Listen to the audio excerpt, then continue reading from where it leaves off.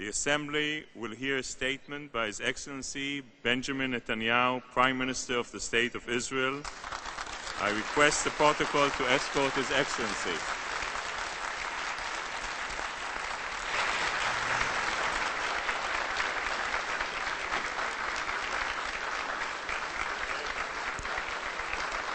Thank you. Thank you. Thank you.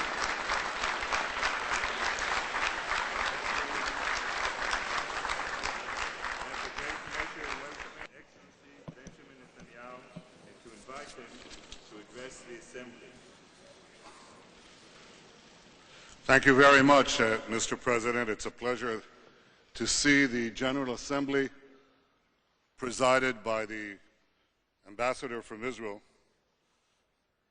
And it's good to see all of you, distinguished delegates, ladies and gentlemen. 3,000 years ago, King David reigned over the Jewish state in our eternal capital, Jerusalem. I say that to all those who proclaim that the Jewish state has no roots in our region and that it will soon disappear. Throughout our history, the Jewish people have overcome all the tyrants who have sought our destruction. It's their ideologies that have been discarded by history. The people of Israel live on. We say in Hebrew, Am Yisrael Chai, and the Jewish state will live forever.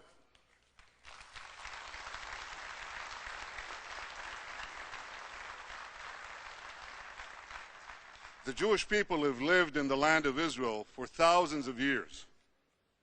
Even after most of our people were exiled from it, Jews continued to live in the land of Israel throughout the ages. And the masses of our people never gave up the dream of returning to our ancient homeland. Defying the laws of history, we did just that.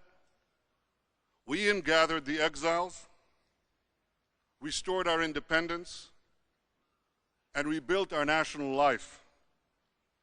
The Jewish people have come home. We will never be uprooted again.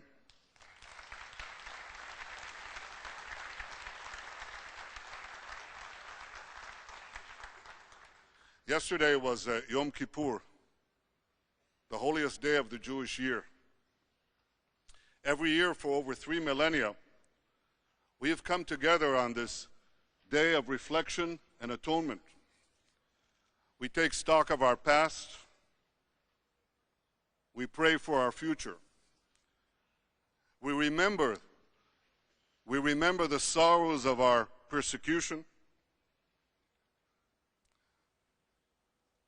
We remember the great travails of our dispersion.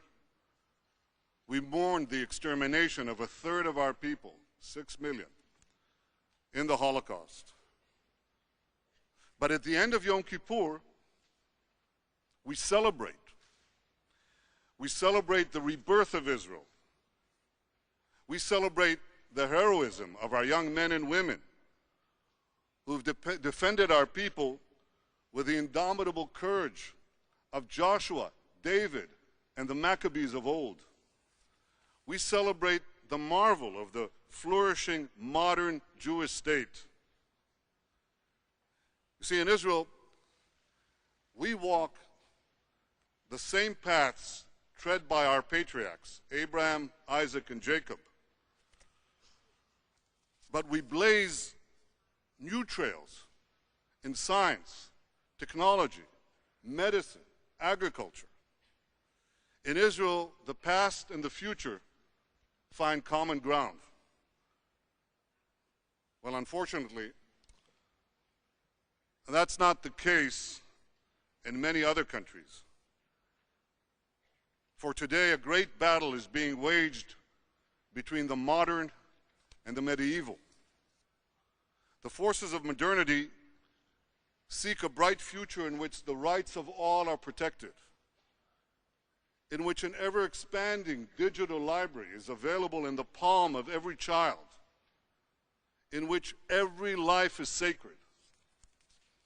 The forces of medievalism seek a world in which women and minorities are subjugated, in which knowledge is suppressed, and in which not life, but death is glorified. These forces clash around the globe, but nowhere more starkly than in the Middle East. Israel stands proudly with the forces of modernity. We protect the rights of all our citizens, men and women, Jews and Arabs, Muslims and Christians, all are equal before the law. Israel is also making the world a better place. Our scientists win Nobel Prizes. Our know-how is in every cell phone and computer that you're using. We prevent hunger by irrigating arid lands in Africa and Asia. Recently, I was deeply moved when I visited Technion, one of our technological institutes in Haifa, and I saw a man paralyzed from the waist down climb up a flight of stairs fairly easily with the aid of an Israeli invention. And Israel's exceptional creativity is matched by our people's remarkable compassion. When disaster strikes anywhere in the world, in Haiti, Japan, India, Turkey, Indonesia, and elsewhere, Israeli doctors are among the first on the scene performing life-saving surgeries. In the past year, I lost both my father and my father-in-law. In the same hospital wards where they were treated, Israeli doctors were treating Palestinian Arabs. In fact, every year, thousands of Arabs from the Palestinian territories and Arabs from throughout the Middle East come to Israel to be treated in Israeli hospitals by Israeli doctors. I know you're not going to hear that from speeches around this podium, but that's the truth. It's important that you're aware of this truth. And it's because Israel cherishes life that Israel cherishes peace and seeks peace. We seek to preserve our historic ties and our historic peace treaties with Egypt and Jordan. We seek to forge a durable peace with the Palestinians. President Abbas just spoke here. I say to him and I say to you, we won't solve our conflict with libelous speeches at the UN. That's not the way to solve it. We won't solve our conflict with unilateral declarations of statehood. We have to sit together, negotiate together, and reach a mutual compromise in which a demilitarized Palestinian state recognizes the one and only Jewish state.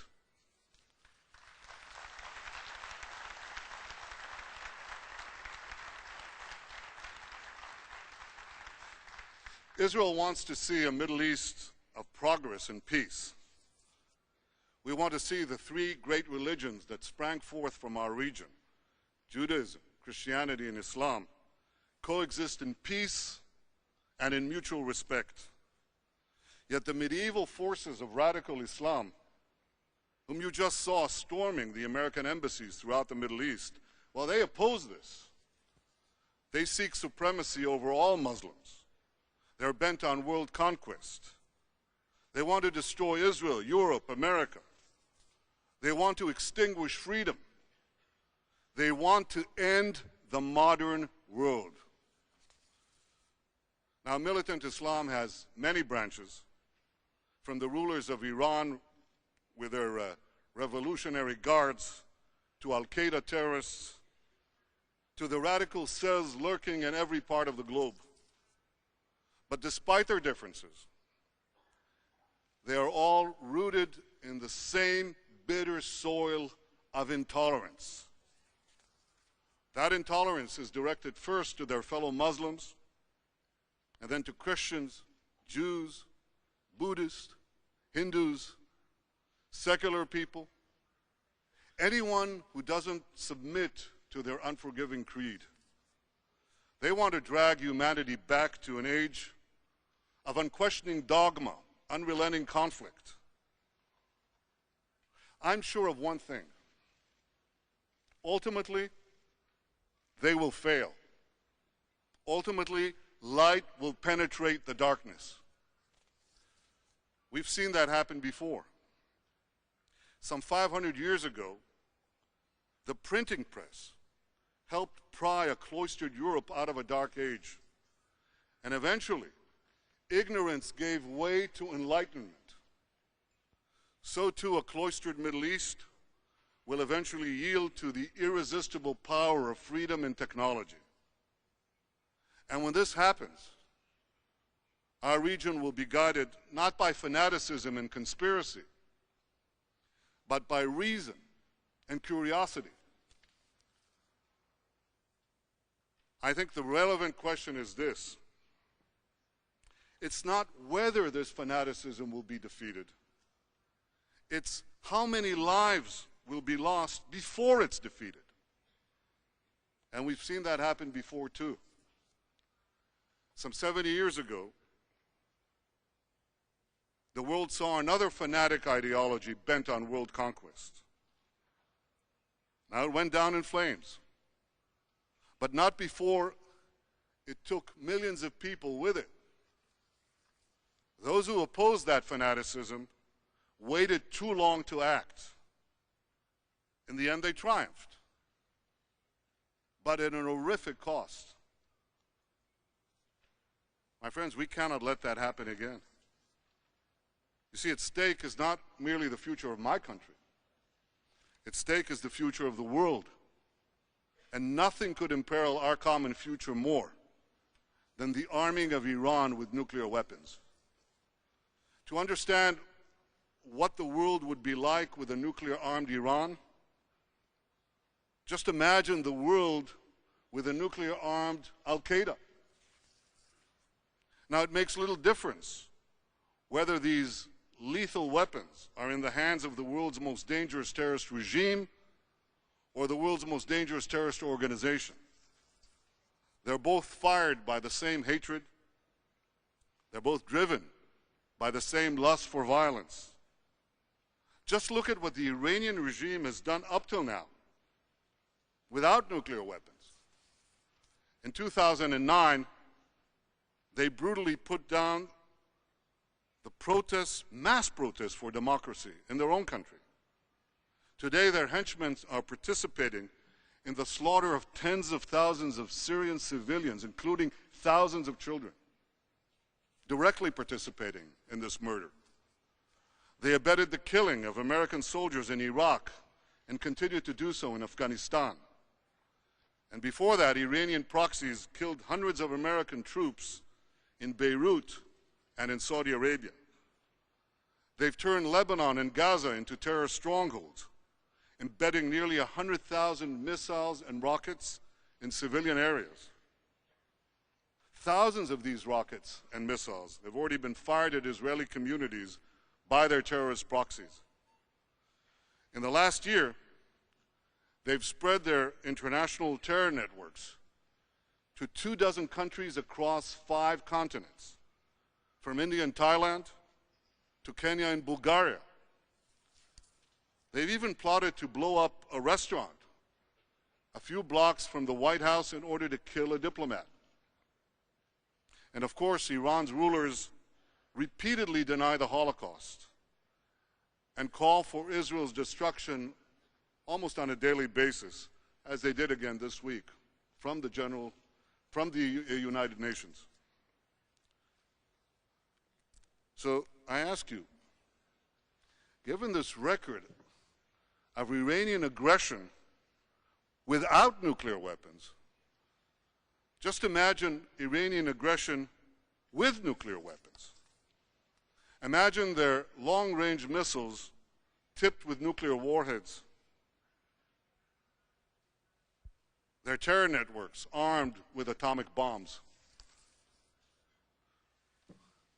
Who among you would feel safe in the Middle East? Who'd be safe in Europe? Who'd be safe in America? Who'd be safe anywhere? Now, there are those who believe that a nuclear-armed Iran can be deterred like the Soviet Union. That's a very dangerous assumption. Militant jihadists are not secular Muslims. Militant jihadists behave very differently from secular Marxists.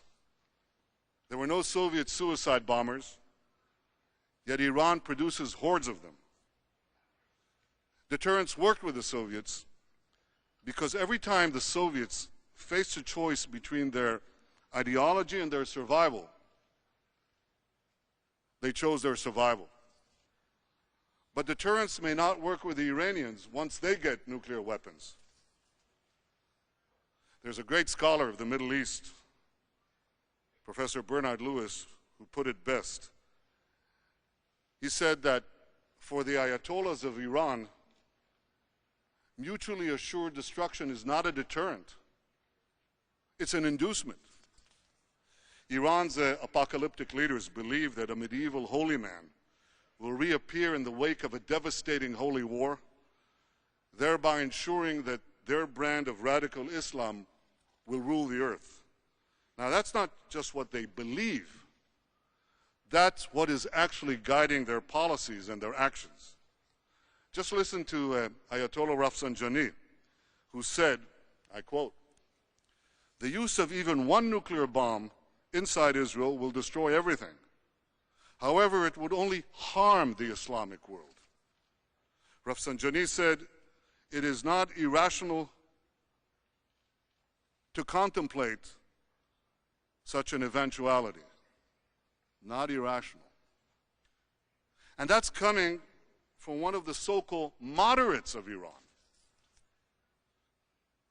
Shockingly, some people have begun to peddle the absurd notion that a nuclear-armed Iran would actually stabilize the Middle East. Yeah, right.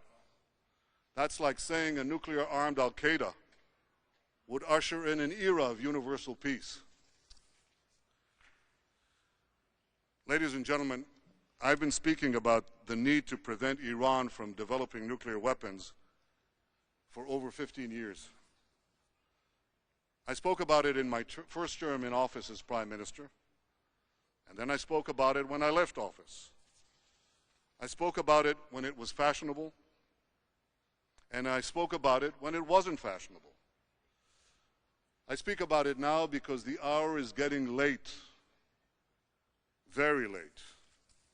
I speak about it now because the Iranian nuclear calendar doesn't take time out for anyone or for anything. I speak about it now because when it comes to the survival of my country, it's not only my right to speak, it's my duty to speak.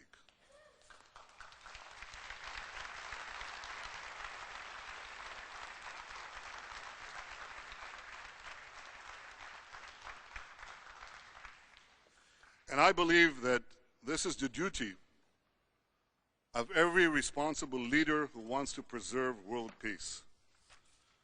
For nearly a decade, the international community has tried to stop the Iranian nuclear program with diplomacy. Well, that hasn't worked. Iran uses diplomatic negotiations as a means to buy time to advance its nuclear program. For over 7 years, the international community has tried sanctions with Iran. Under the leadership of President Obama, the international community has passed some of the strongest sanctions to date. I want to thank the governments represented here that have joined in this effort. It's had an effect. Oil exports have been curbed, and the Iranian economy has been hit hard. It's had an effect on the economy. But we must face the truth. Sanctions have not stopped Iran's nuclear program either. According to the International Atomic Energy Agency, during the last year alone, Iran has doubled the number of centrifuges in its underground nuclear facility in Qom. So with this late hour, there's only one way to peacefully prevent Iran from getting atomic bombs. And that's by placing a clear red line on Iran's nuclear weapons program.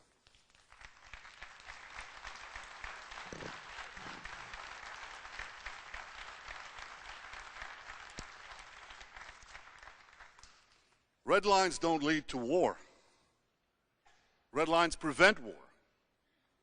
Just look at NATO's charter. It made clear that an attack on one member country would be considered an attack on all. And NATO's red line helped keep the peace in Europe for nearly half a century. President Kennedy set a red line during the Cuban Missile Crisis. That red line also prevented war and helped preserve the peace for decades. In fact, it's the failure to place red lines that's often invited aggression. If the Western powers had drawn clear red lines during the 1930s, I believe they would have stopped Nazi aggression and World War II might have been avoided. In 1990, if Saddam Hussein had been clearly told that his conquest of Kuwait would cross a red line, the first Gulf War might have been avoided. Clear red lines have also worked with Iran. Earlier this year, Iran threatened to close the Straits of Hormuz. The United States drew a clear red line, and Iran backed off. Now, red lines could be drawn in different parts of Iran's nuclear weapons program. But to be credible, a red line must be drawn first and foremost in one vital part of their program, on Iran's efforts to enrich uranium. Now let me explain why. Basically, any bomb consists of explosive material and a mechanism to ignite it. The simplest example is gunpowder in a fuse. That is, you light the fuse and you set off the gunpowder. In the case of Iran's plans to build a nuclear weapon, the gunpowder is enriched uranium. The fuse is a nuclear detonator. For Iran, amassing enough enriched uranium is far more difficult than producing the nuclear fuse. For a country like Iran, it takes many, many years to enrich uranium for a bomb. That requires thousands of centrifuges spinning in tandem in big, very big industrial plants. Those Iranian plants are visible, and they're still vulnerable. In contrast, Iran could produce the nuclear detonator, the fuse, in a lot less time, maybe under a year, maybe only a few months. The detonator can be made in a small workshop the size of a classroom. It may be very difficult to find and target that workshop, especially in Iran. That's a country that's bigger than France, Germany, Italy, and Britain combined. The same is true for the small facility in which they could assemble a warhead or a nuclear device that could be placed in a container ship. Chances are you won't find that facility either.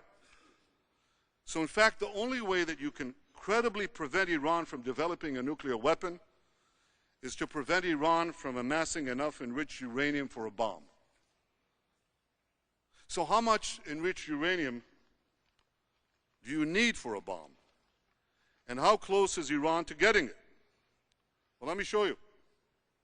Brought a diagram for you. Here's a diagram. This is a bomb. This is a fuse. In the case of Iran's nuclear plans to build a bomb, this bomb has to be filled with enough enriched uranium. And Iran has to go through 3 stages. The first stage, they have to enrich enough low enriched uranium. The second stage, they have to enrich enough medium enriched uranium. And the third stage and final stage, they have to enrich enough high enriched uranium for the first bomb. Where's Iran? Iran's completed the first stage. Took them many years, but they completed it, and they're 70% of the way there. Now they're well into the second stage. And by next spring, at most, by next summer, at current enrichment rates, they will have finished the medium enrichment and move on to the final stage. From there, it's only a few months, possibly a few weeks, before they get enough enriched uranium for the first bomb. Ladies and gentlemen, what I've told you now is not based on secret information. It's not based on military intelligence. It's based on the public reports of the International Atomic Energy Agency. Anybody could read them. They're online. So if these are the facts,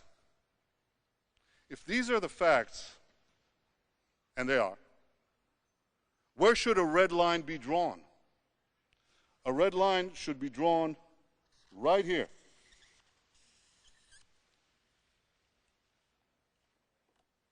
Before Iran completes the second stage of nuclear enrichment necessary to make a bomb, before Iran gets to a point where it's a few months away or a few weeks away from amassing enough enriched uranium to make a nuclear weapon.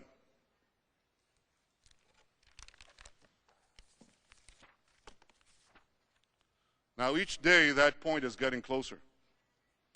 And that's why I speak today with such a sense of urgency. And that's why everyone should have a sense of urgency. Now, there are some who claim that even if Iran completes the enrichment process, even if it crosses that red line that I just drew, our intelligence agencies will know when and where Iran will make the fuse, assemble the bomb, and prepare the warhead. Look, no one appreciates our intelligence agencies more than the Prime Minister of Israel. All these leading intelligence agencies are superb, including ours. They've foiled many attacks. They've saved many lives. But they are not foolproof. For over 2 years, our intelligence agencies didn't know that Iran was building a huge nuclear enrichment plant under a mountain. Do we want to risk the security of the world on the assumption that we would find in time a small workshop in a country half the size of Europe?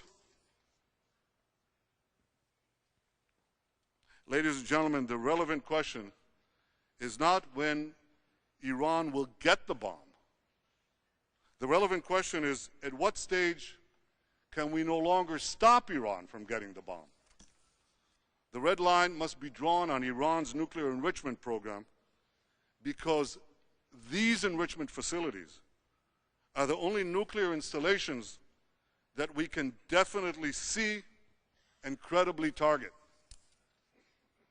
And I believe that faced with a clear red line, Iran will back down. And this will give more time for sanctions and diplomacy to convince Iran to dismantle its nuclear weapons program altogether. 2 days ago from this podium, President Obama reiterated that the threat of a nuclear-armed Iran cannot be contained. I very much appreciate the President's position, as does everyone in my country. We share the goal of stopping Iran's nuclear weapons program. This goal unites the people of Israel. It unites Americans, Democrats and Republicans alike. And it is shared by important leaders throughout the world. What I have said today will help ensure that this common goal is achieved. Israel is in discussions with the United States over this issue, and I am confident that we can chart a path forward together. Ladies and gentlemen, the clash between modernity and medievalism did not be a clash between progress and tradition. The traditions of the Jewish people go back thousands of years. They're the source of our collective values, the foundations of our national strength. At the same time, the Jewish people have always looked towards the future. Throughout history, we've been at the forefront of efforts to expand liberty, promote equality, and advance human rights. We champion these principles not despite of our traditions, but because of them. We heed the words of the Jewish prophets Isaiah, Amos, and Jeremiah to treat all with dignity and compassion, to pursue justice and cherish life, and to pray and strive for peace. These are the timeless values of my people, and these are the Jewish people's greatest gift to mankind. Let us commit ourselves today to defend these values so that we can defend our freedoms and protect our common civilization. Thank you.